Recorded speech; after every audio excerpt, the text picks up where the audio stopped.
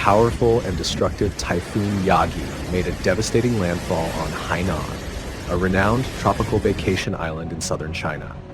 The storm unleashed its full force across the region, disrupting the daily lives of millions and causing widespread devastation. The impact was so severe that it prompted mass evacuations, marking one of the largest emergency operations in recent memory for this area. Typhoon Yagi had earlier battered Hong Kong, leaving a trail of damage before veering towards mainland China, where it was destined to unleash its full fury on Hainan. By the time it reached the island, its destructive potential had grown immensely.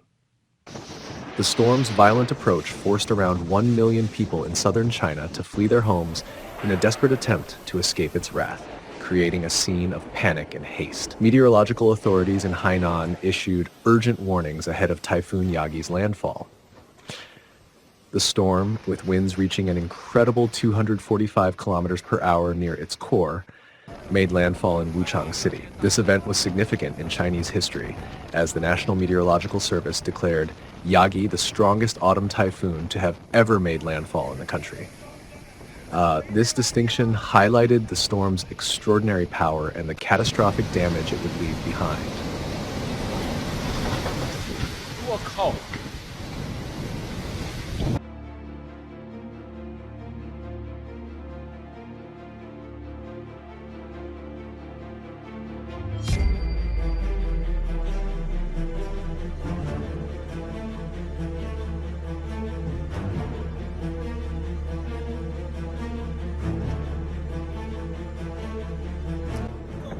The city of Huichang, known for its rich history and agricultural significance, bore the brunt of Typhoon Yagi's direct hit.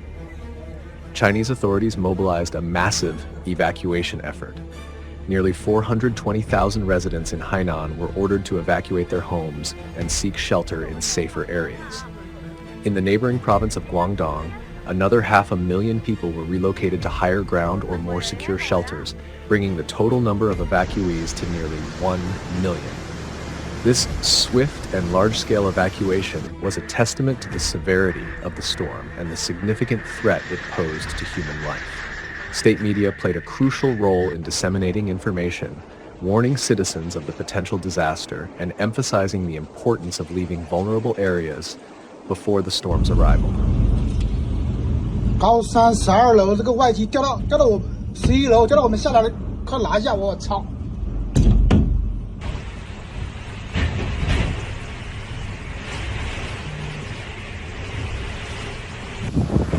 看看，哦，掉下来了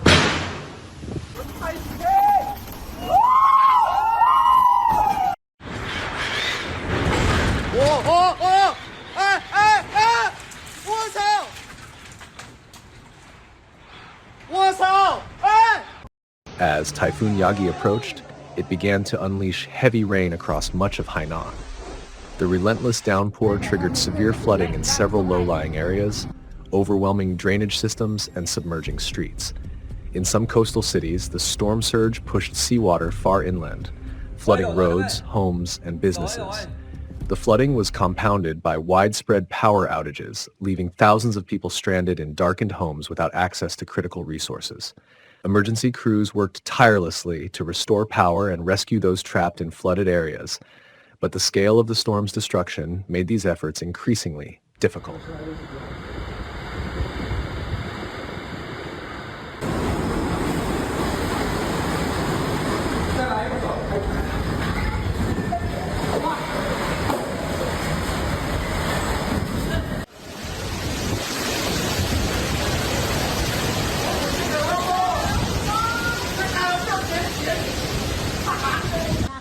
One of the more dramatic scenes unfolded along Hainan's iconic coastline, where strong winds battered the region's famed coconut trees.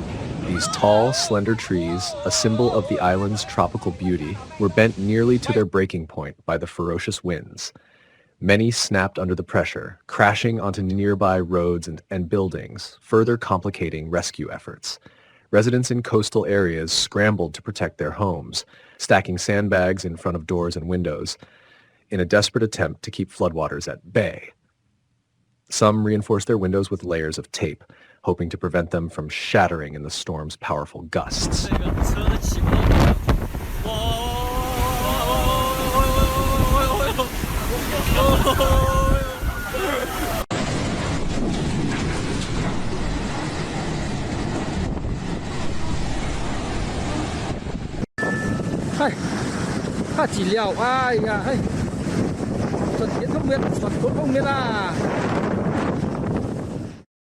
A particularly haunting image emerged from Haikou, Hainan's bustling capital city.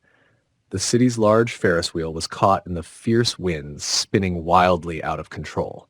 Despite no riders being aboard, the sight of the giant wheel twirling uncontrollably in the storm became a powerful visual representation of the typhoon's intensity. It was an eerie and unsettling moment that captured the profound impact of the storm on daily life in the region.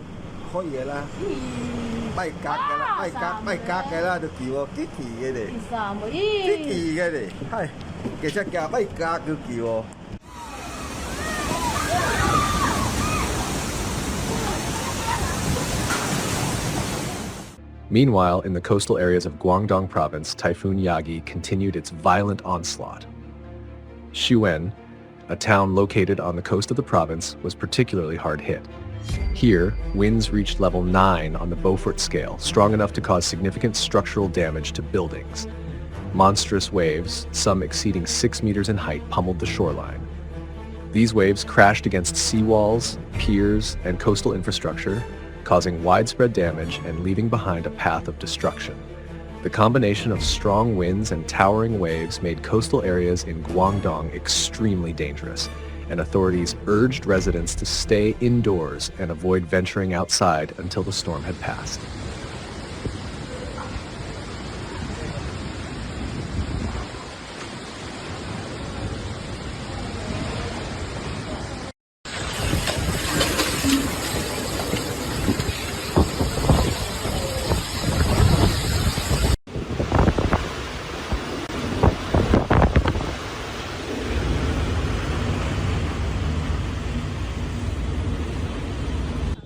In response to the life-threatening conditions, authorities across southern China implemented widespread closures and suspensions of public activities. Schools and workplaces were shut down, public transportation systems were halted, and businesses shuttered their doors. Tourist attractions, normally buzzing with visitors, were also closed, as officials worked to ensure the safety of both locals and tourists. Some of Hainan's most popular landmarks, including its beaches and resorts, were temporarily off-limits, a rare occurrence for the island that thrives on tourism.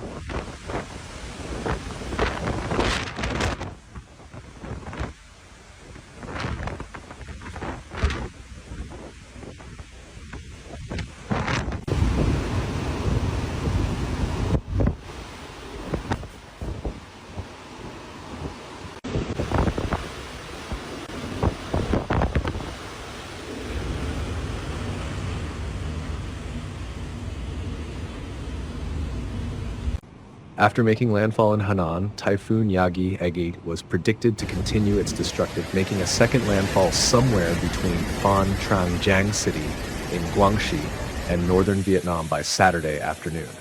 In preparation for this second wave of destruction, the coastal city of Beihai in Guangxi province suspended all work, school, business operations, and public transportation by Friday. Authorities in Beihai issued stern warnings to residents, urging them to remain indoors and to take all necessary precautions to protect themselves and their families from the impending storm. Throughout the region, meteorological services issued urgent alerts, advising residents and tourists to stay informed by following updates from weather authorities. These warnings emphasized the critical need for people to avoid unnecessary travel and to remain indoors until the storm had fully passed.